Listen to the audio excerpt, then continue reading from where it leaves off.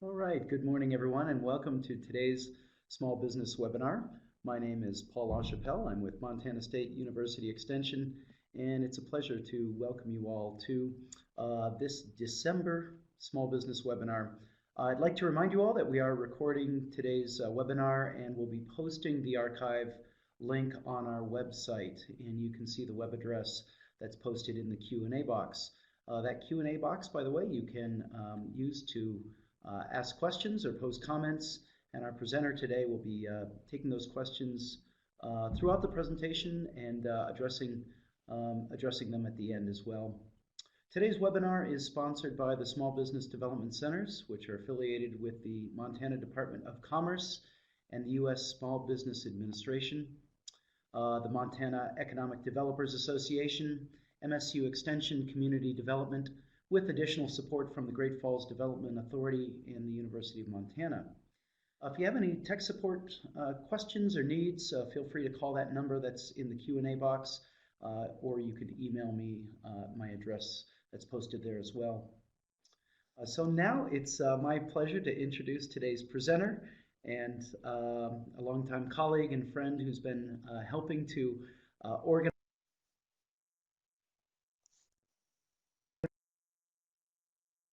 friendship and I lost. collegiality with Jason Nitschke.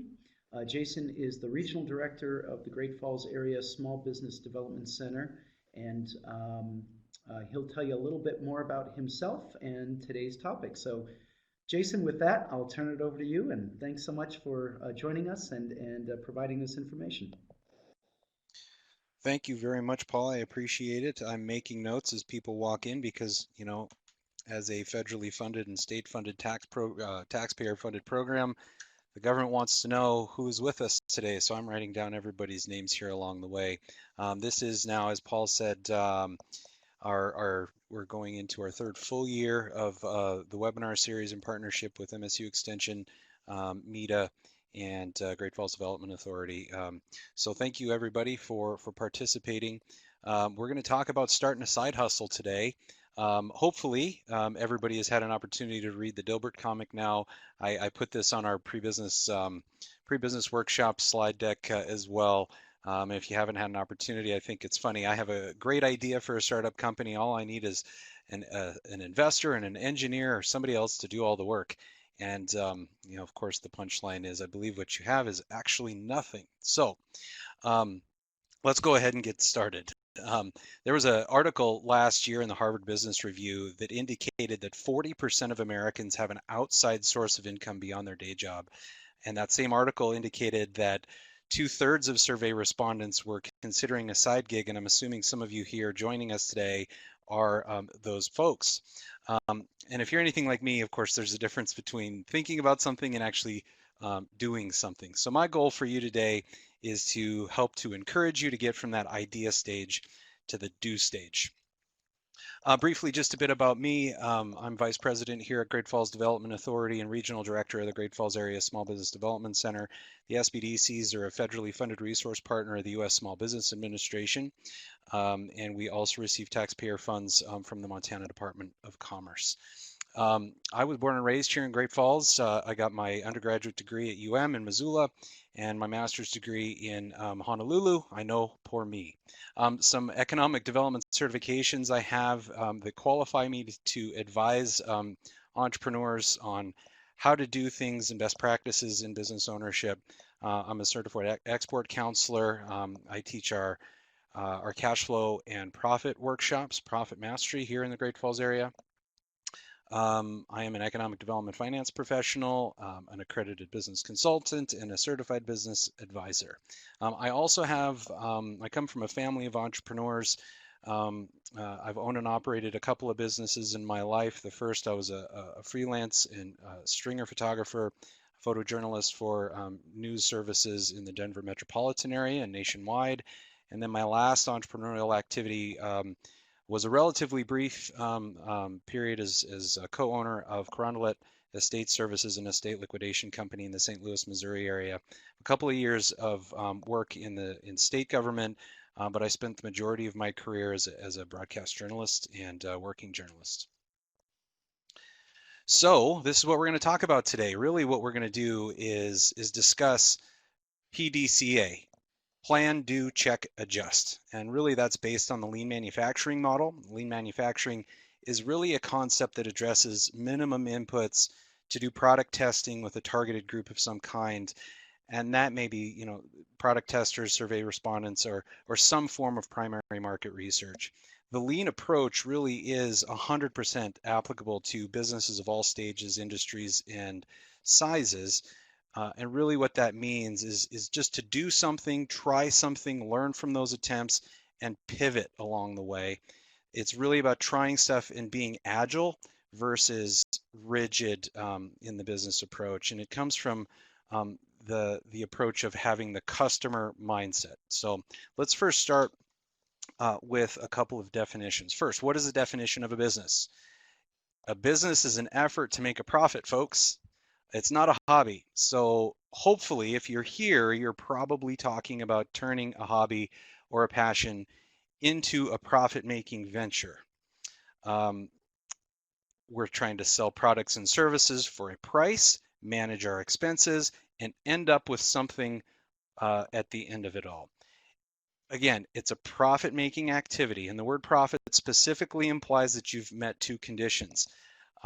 One, that you've done something for money and sold it for more than it costs you to actually make it in time, effort, and resources. So then what's a side hustle? Well, it's a secondary form of generating some personal income. So here again, the goal is to do something for a price, put in less time, effort, and resource so that there's a profit at the end when you're all done. Often, and in my case with my second business, that probably means turning a passion project or a hobby of some kind into a profit-making venture.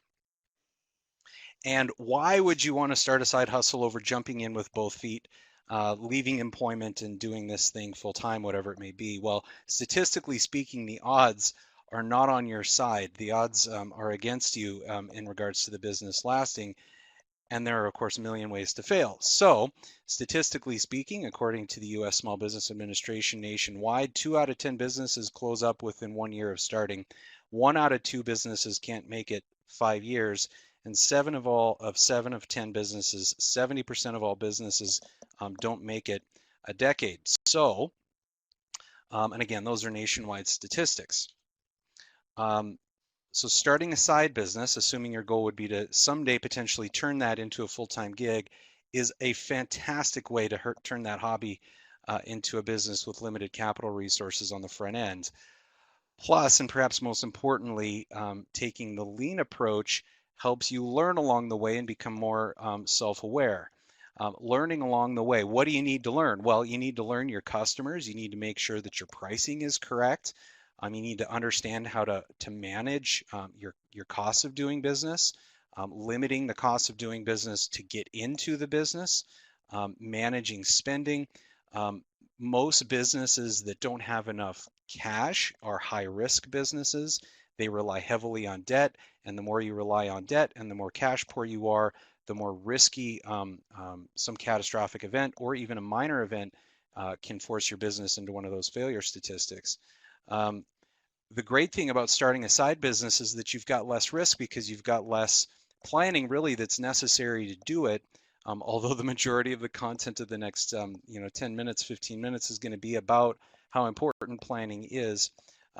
But doing some lean approach up front and throughout the process really does help you limit your capital up front, learn along the way in the categories, kind of listed here. Because owning and operating a business, I can tell you with 100% certainty, is difficult, very difficult. And the more able you are to deal with adversity and really become self-aware throughout the entire process will really help you stem the tide of some of the frustrations that come along with it.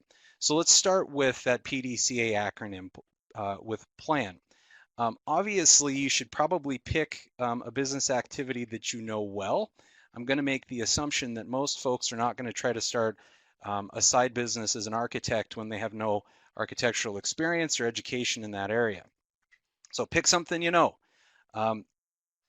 A really important thing to do, and I did this when I was approached by someone earlier this year, to start a side consulting business.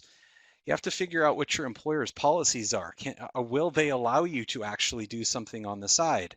And be transparent about it. Knowing and understanding what your employer's policies are and then telling them what you're doing is probably a very good idea.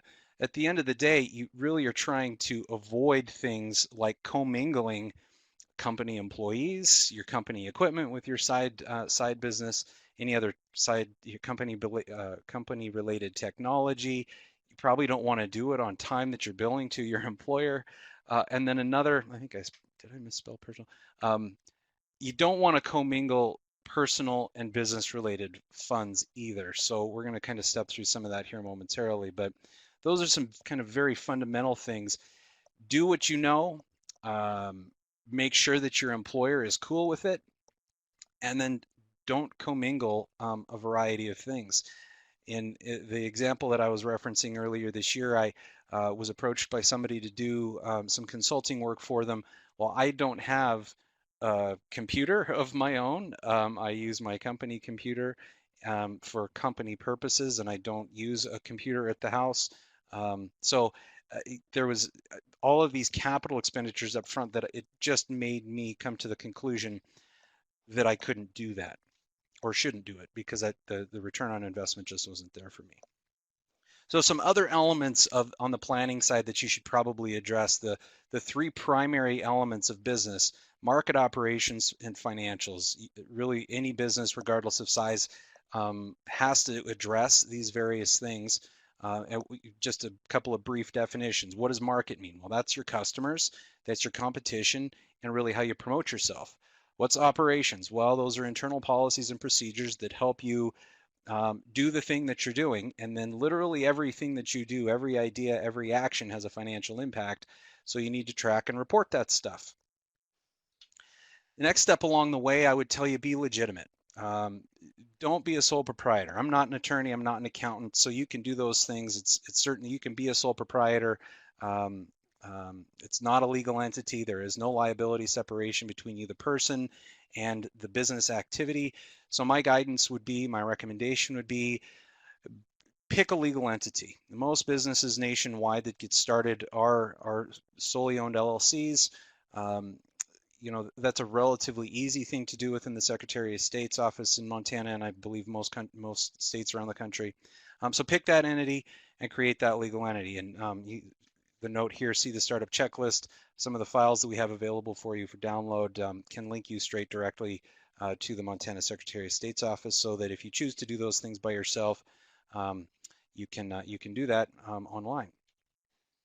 Really the next kind of be legitimate steps here to help to make your business a legitimate operation. Create that entity.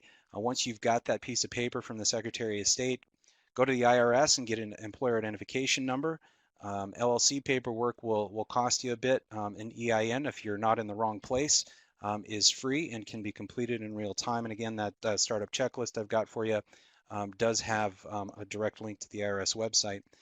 With those two pieces of paper, go start a business bank account, and again, don't commingle your money.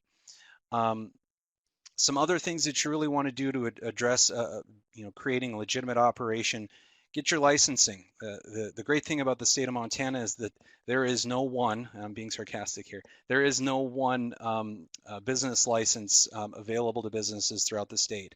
Those licenses may be offered, by industry at the state level, and they may be required at the jurisdictional level based on where you're operating your business.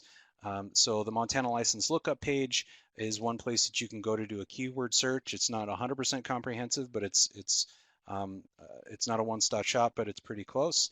And then you probably want to go to the jurisdictional planning department of your city, town, or county, wherever you are. Kind of a next step to do some liability protections in creating a legitimate organization is to get some business insurance. If you don't know where to go, start with whoever you currently do business with. If you've got car insurance, which most of us probably have, or renter's insurance or homeowner's insurance, ask your current agent. what kind of business insurance might be appropriate for a business that you're trying to start like this. Contracts, agreements, and waivers are really another and really important step to create a legitimate entity and to protect your personal assets from your business activities. Just remember that these things should be done by an attorney licensed in the state of Montana. Google will not defend you in a court of law, so don't pull stuff off of the internet without first verifying its legitimacy in the state of Montana.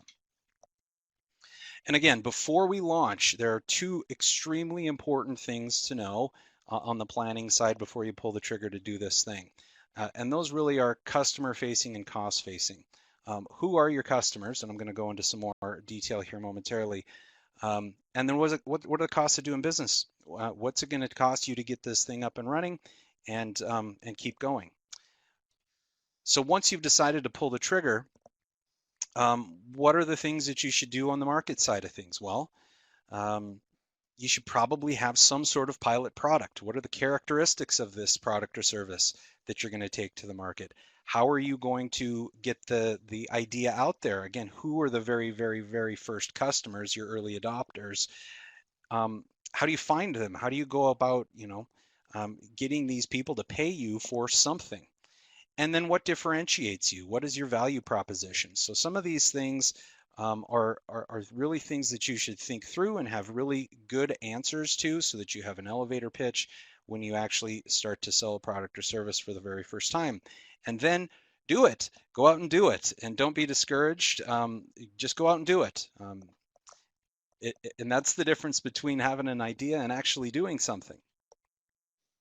So on the C side of things, we've planned, we've done, and now we're going to come back and check.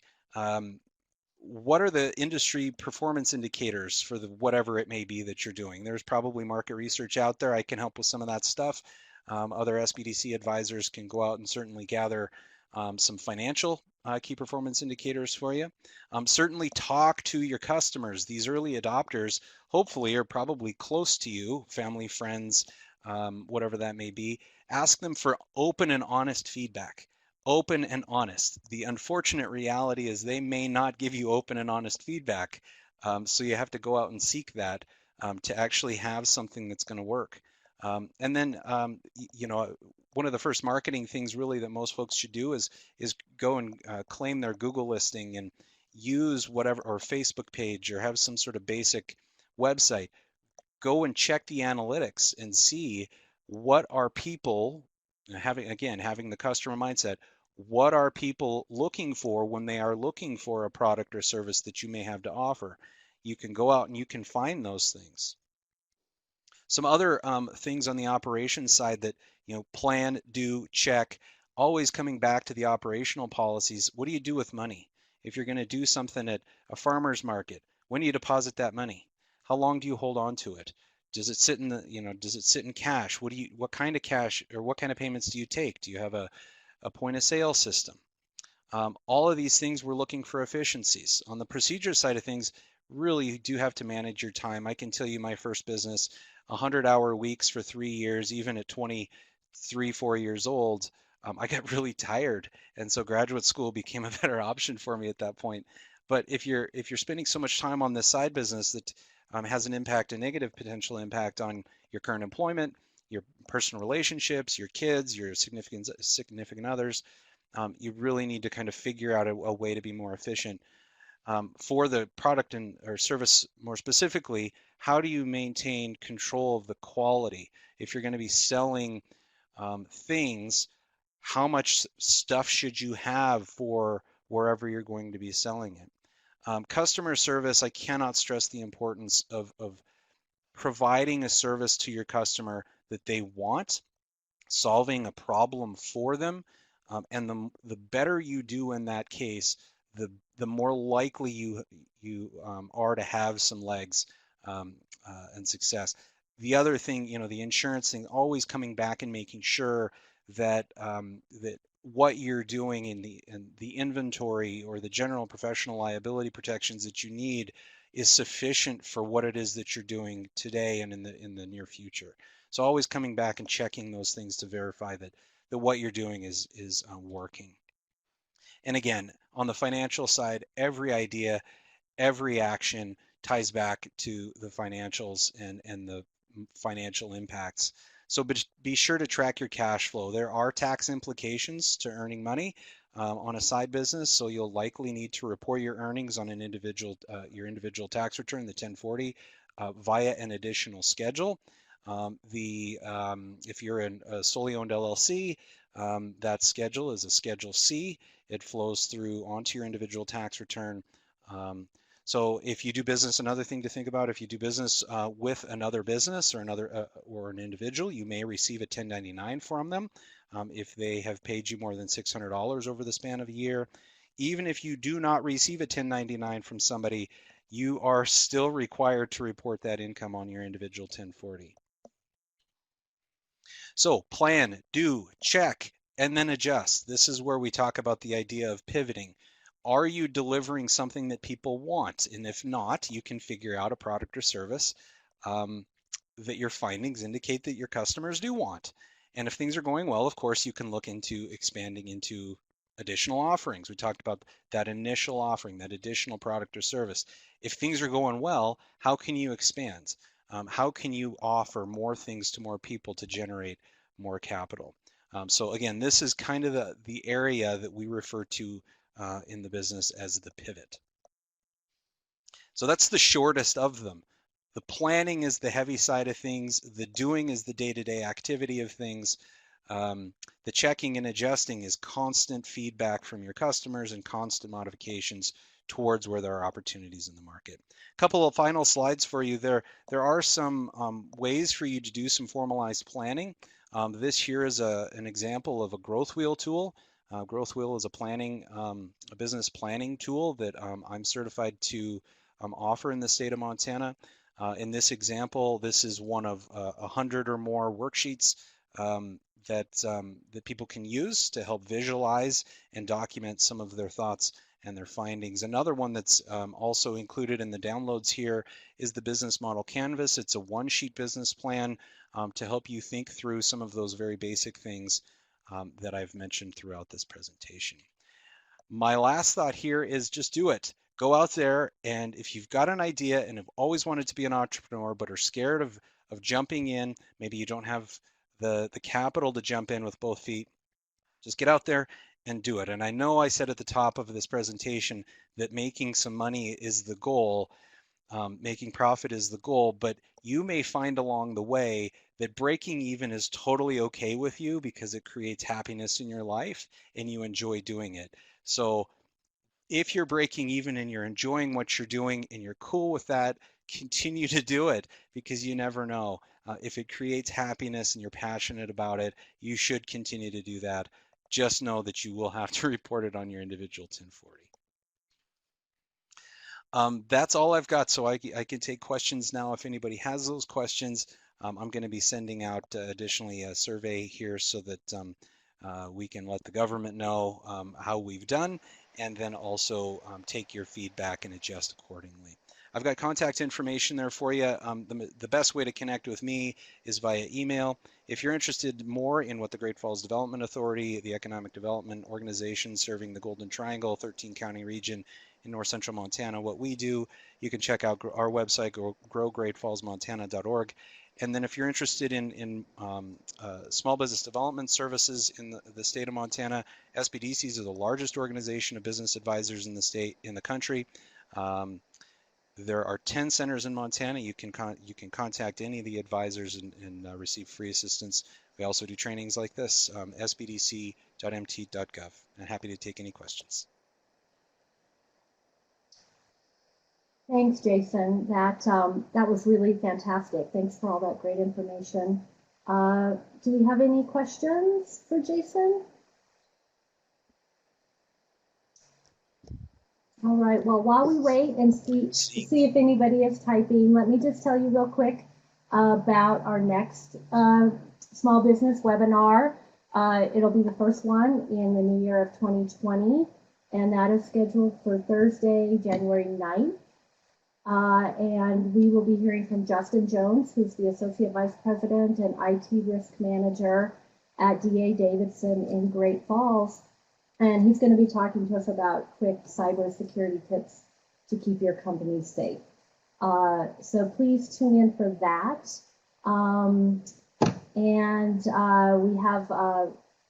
We have one comment from Gloria. Thank you, Gloria. Great info. Thanks, Jason. Anybody else before we say goodbye for the day? All right. Well, what I will do is I won't go ahead and close out this webinar right away. Give you guys a little chance to go ahead and download all those great files. And got another comment from Ronnie. Ronnie says thank you. And so go ahead and download those files and tune in again at the new year for quick cybersecurity tips. Anything else from you, Jason? No, thank you very much. It's going to be a 4th year moving forward in our partnership with MEDA and MSU Extension. We're going to be covering, like you said, cybersecurity. Any business that's going to be looking to do or is doing business with a governmental agency, cybersecurity is going to be an increasing priority for those types of companies, which is why we're doing this webinar starting in January. And happy holidays, everyone. Thank you, Jason. Thank you all.